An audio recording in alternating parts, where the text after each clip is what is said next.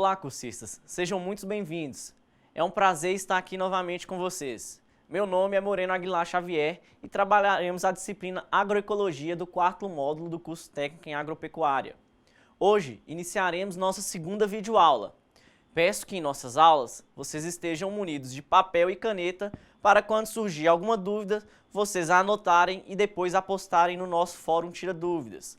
Já aproveitando a oportunidade para dizer que vai haver um Fórum Tira Dúvidas para cada uma de nossas aulas, então postem as dúvidas no fórum pertinente à aula. E para que tenhamos um bom resultado, será necessária a dedicação de vocês nos estudos e atividades da sala virtual, mas também é muito importante que vocês leiam toda a apostila. Vamos começar? Como vimos na nossa última aula, o cenário atual em que vivemos faz com que busquemos alternativas para mudarmos o modelo de produção agrícola atual para um modelo mais sustentável e sem que tenhamos perdas de produção. E como forte alternativa para atender essas transformações agrícolas, surge o modelo de agricultura agroecológica.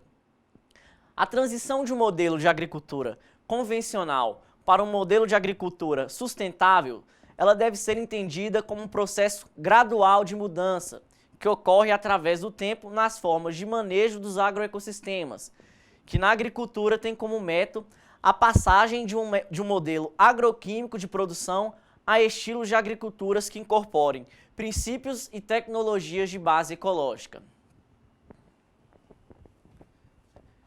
Então, para trabalharmos essa transição, é necessário inicialmente que tenhamos claramente o ponto de partida e aonde queremos chegar, definido o sistema desejado e qual o caminho mais viável.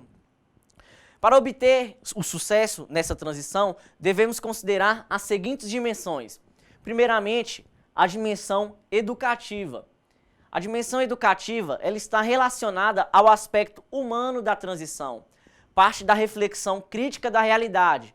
No caso, podemos entender como o atual modelo agrícola em que vivemos, do conhecimento, da compreensão e assimilação dos princípios agroecológicos pelo homem, uma vez que ele é o responsável de toda a ação de transformação. A outra dimensão a ser observada é a dimensão biológica. Ela vai compreender a interação e o equilíbrio biológico do solo, assegurando sua saúde e qualidade, bem como sua biodiversidade, tanto acima como abaixo da sua superfície. Podemos citar como práticas que auxiliam nesse equilíbrio a rotação de culturas, adição de matéria orgânica proveniente das plantas de cobertura, dos estercos, dos compostos, dentre outros.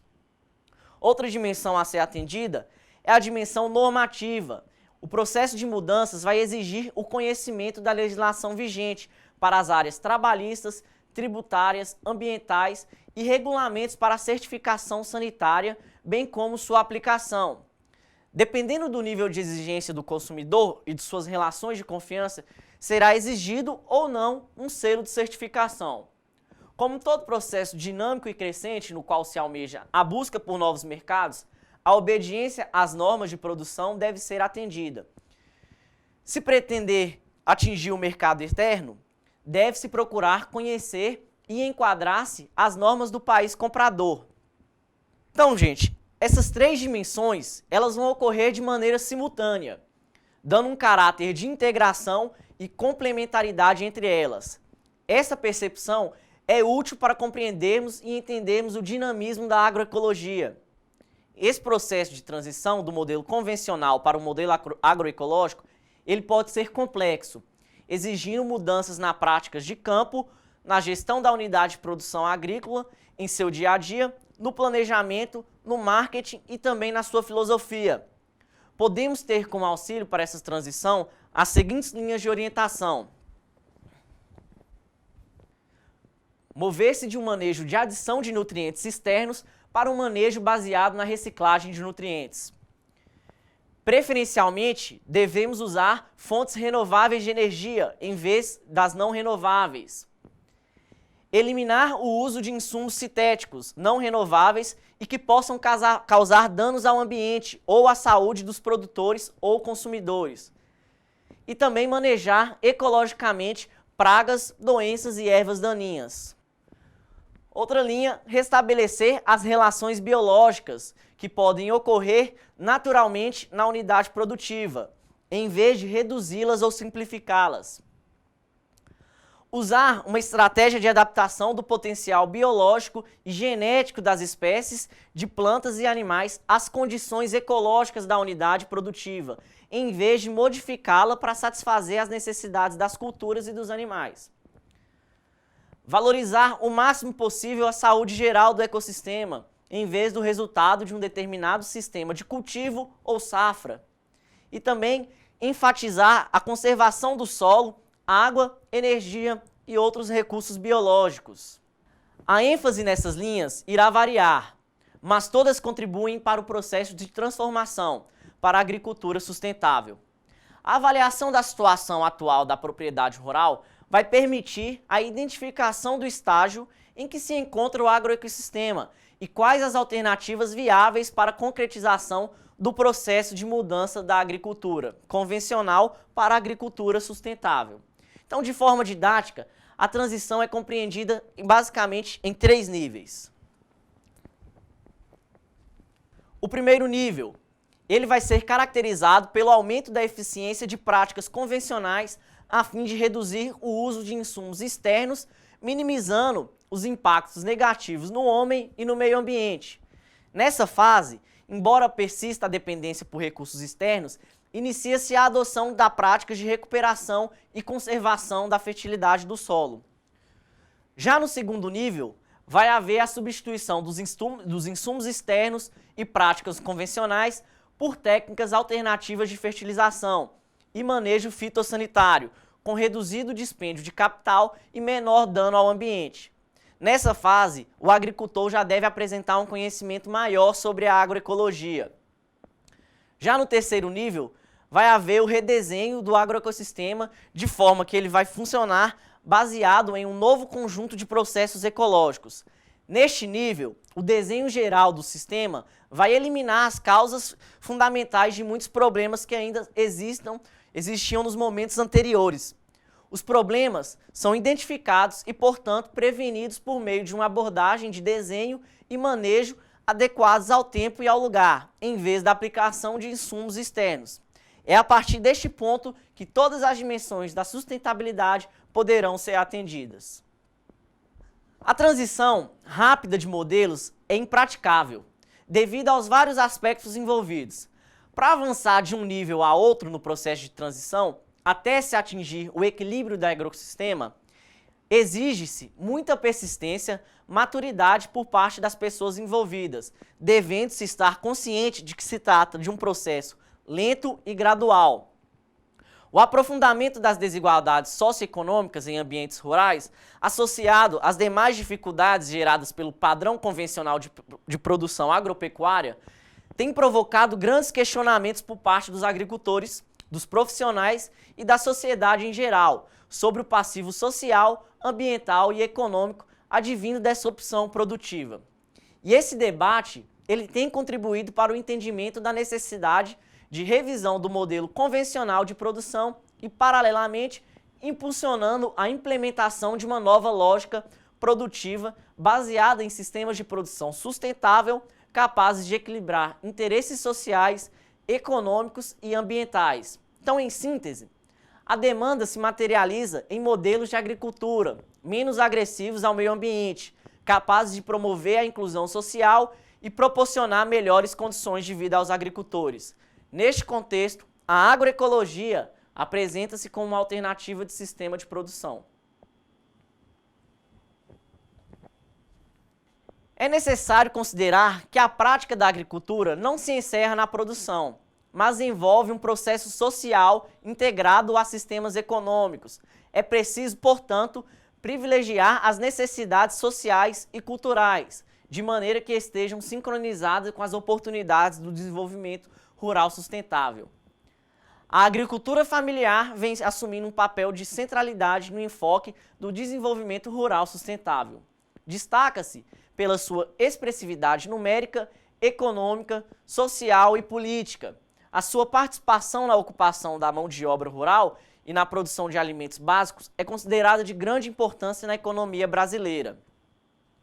Segundo dados publicados pelo Ministério de Desenvolvimento Agrário, o MDA, nos anos 2000, confirmaram que a agricultura familiar detém 84% dos estabelecimentos rurais e é responsável por 77% da mão de obra ocupada na agropecuária e por 37,9% da produção agropecuária. Em alguns produtos, essa participação é destacada, como no caso do feijão, da mandioca, dos suínos, do leite, do milho e das aves e ovos. As particularidades e diversidades presentes na agricultura familiar a tornam expressiva, não apenas do ponto de vista produtivo, mas também e principalmente na sua forma organizacional, a qual se caracteriza por relações sociais estabelecidas na confiança, no respeito ao saber e às culturas locais, alicerçados numa relação de aprendizado constante com a natureza. E esse saber secular, ele é construído de forma empírica e transmitido na informalidade das relações sociais, favorecendo e fortalecendo manifestações apoiadas na solidariedade humana. A agricultura familiar apresenta reconhecida eficiência produtiva e relevante contribuição para a conservação dos recursos naturais e para a proteção da biodiversidade. A agricultura familiar é a forma de organização de produção mais próxima dos preceitos da agroecologia e, portanto, da sustentabilidade. Podem se destacar como os critérios dessa interação: produtos diferenciados, com valores culturais agregados, absorção de mão de obra familiar e de terceiros, evitando assim problemas como o êxodo rural, a preservação e conservação do meio ambiente e da biodiversidade, a baixa dependência de insumos comerciais, o uso de recursos renováveis localmente acessíveis, a longevidade da capacidade produtiva e também o resgate e a valoração dos saberes e da cultura local. Sabemos então que existe uma estreita relação entre a agricultura familiar e a agroecologia. Esse vínculo ele vai começar na própria base conceitual da agroecologia, cujo enfoque científico é elaborado a partir da contribuição de vários campos de conhecimento de outras ciências e também da valiosa contribuição dos saberes dos agricultores familiares. Essa interação ela propicia uma maior agregação de experiência, conhecimentos teóricos e metodológicos necessários na construção de processos e estratégias de manejo de agroecossistemas sustentáveis, orientados para a perspectiva do desenvolvimento rural sustentável. Então, gente, na agroecologia, o solo ele deve ser visto como um elemento essencial para a geração de vida e, consequentemente, produção. Sem ele, seria impossível produzir nossos alimentos. Portanto, devemos ter um grande cuidado e preocupação com a manutenção do solo. Um dos principais indicadores da qualidade do solo é a matéria orgânica. Os solos com teores satisfatórios de matéria orgânica, eles vão estar mais aptos para o cultivo das plantas, devido às melhores características físicas, químicas e biológicas. O solo, ele funciona como um organismo vivo. Em 1 grama de solo saudável, vivem cerca de uma comunidade biológica de aproximadamente 10.000 espécies diferentes, como, por exemplo, minhocas, larvas, besouros, fungos, dentre outros seres vivos. E estes organismos, eles necessitam dos alimentos para viver, principalmente carbono e nitrogênio, que vão estar presentes na palhada das culturas e no esterco dos animais. Em função disso, é importante que o solo tenha um determinado teor de matéria orgânica para fornecer esses alimentos e energia para que os micróbios precisam para viver. Se o solo tiver bastante vida, a população microbiana, como as bactérias e os fungos benéficos, eles vão ajudar as plantas na absorção e bombeamento ou reciclagem de nutrientes que estão soltos no solo, tornando-se assim disponíveis para as plantas como alimentos. A manutenção da microvida permite que os micro-organismos bons desenvolvam seu papel ecológico em relação ao solo e às plantas, como as micorrizas, por exemplo, que são fungos que auxiliam as plantas na absorção de nutrientes do solo e da água e na proteção contra fungos patogênicos. Assim, a matéria orgânica tem uma grande importância na manutenção da microvida, e isso pode ser feito através da não incorporação dos resíduos vegetais, que preferencialmente devem ser deixados na superfície do solo, através da técnica do plantio direto ou cultivo mínimo. A matéria orgânica também é uma fonte de nutrientes para as culturas, especialmente o nitrogênio, fósforo, o enxofre, dentre outros micronutrientes. A acidez do solo que ocorre é devido à ação da chuva, do vento, temperatura e outros organismos. A água da chuva provoca a lavagem ou lixiviação de nutrientes e gradativamente favorece o aumento da quantidade de alumínio e manganês, que em determinadas concentrações são tóxicos para a planta. A acidez da terra tem grande importância, pois afeta o rendimento das plantas, pela influência que exerce sobre a fertilidade do solo, influenciando no rendimento das plantas, disponibilidade e assimilação de nutrientes pelas plantas e eficiência da adubação. É importante saber que o pH do solo, já que as plantas necessitam de um ponto adequado de acidez ou alcalinidade. Solos com pH de 3 a 5,5, eles vão ser considerados ácidos, e de 5,5 a 6, neutros. E acima de 7, eles são considerados solos alcalinos. Então, como corrigir a acidez do solo? A principal prática para a correção de acidez é a calagem, que consiste na utilização de calcário antecedendo ao plantio das culturas. Geralmente, o produto mais utilizado é o calcário dolomítico, que é formado por cálcio e magnésio. A calagem fornece cálcio e magnésio para as plantas, aumenta o pH do solo, favorecendo o desenvolvimento de culturas. Diminui os teores de alumínio no solo, impedindo que os mesmos causem toxidez às plantas. Também vai aumentar a disponibilidade do fósforo no solo, que vai favorecer o aproveitamento do mesmo pelas culturas. Também vai aumentar a população de bactérias fixadoras de nitrogênio no solo, facilitando o desenvolvimento das culturas, principalmente as leguminosas. A aplicação do calcário é recomendada de 3 a 6 meses antes do plantio e reaplicar a cada 5 anos. O uso de práticas pouco adequadas na agricultura, como o uso de fogo, plantio em áreas descobertas e excesso de preparo do solo ao longo dos anos, causaram degradação física, química e biológica dos solos, reduzindo o rendimento das culturas. Uma das alternativas para reduzir a erosão é aumentar a matéria orgânica e recuperar a vida, estrutura e fertilidade dos solos. É o uso de plantas recuperadoras ou chamadas também de adubos verdes. A adubação verde ou plantio verde é o nome dado à prática de se adicionar plantas leguminosas na superfície do solo, com a intenção de enriquecê-los nutricionalmente com nitrogênio. As leguminosas, elas fixam ou puxam o nitrogênio do ar através de bactérias presentes nas raízes, substituindo ou reduzindo o uso de fertilizantes nitrogenados. O aumento da presença de nitrogênio no solo favorece o aumento da produção de biomassa vegetal. As leguminosas, elas podem ser usadas em pré-plantio ou rotação de culturas, em consórcios e também em faixas intercalares com culturas de valor econômico. Como vantagens do uso de plantas recuperadoras de solos, podemos destacar a maior proteção do solo contra erosão, uma fixação de nitrogênio, a reciclagem ou bombeamento de nutrientes, e também a melhoria da estrutura e aeração do solo, a descompactação do solo, fonte de nutrientes para a microvida do solo e também uma maior infiltração de água. Algumas espécies que podem ser utilizadas como recuperadoras de solo são as crotalárias, a mucuna cinza, o guandu, o feijão de porco, a soja perene, dentre outras. Mas muitas das vezes observamos que os solos podem ter limitações naturais de fertilidade. Algumas plantas indicadoras nos dizem isso.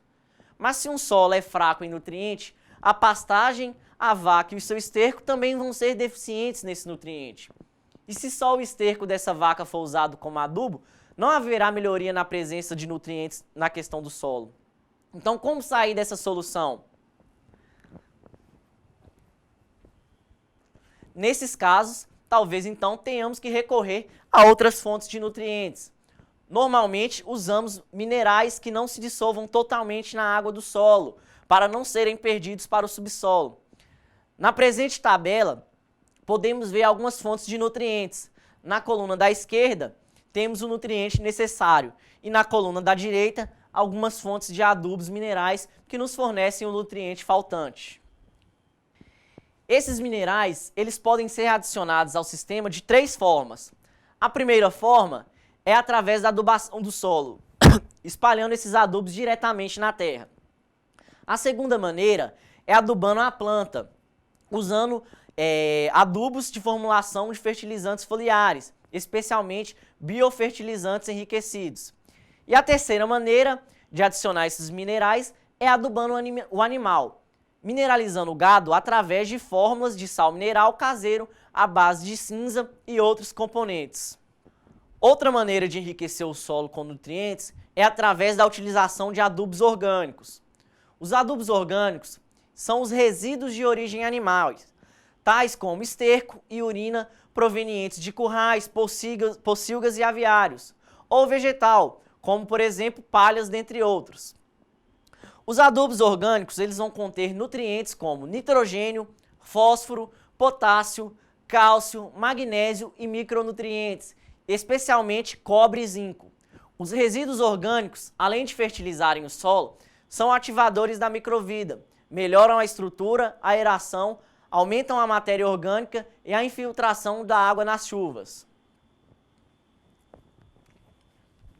Então, pessoal, como exemplo de adubo orgânico, nós temos aqui a compostagem, que também é chamado de composto orgânico. É um processo biológico em que os micro-organismos vão transformar a matéria orgânica, como estrume, folhas e restos de comidas, num material semelhante ao solo e que pode ser utilizado como adubo.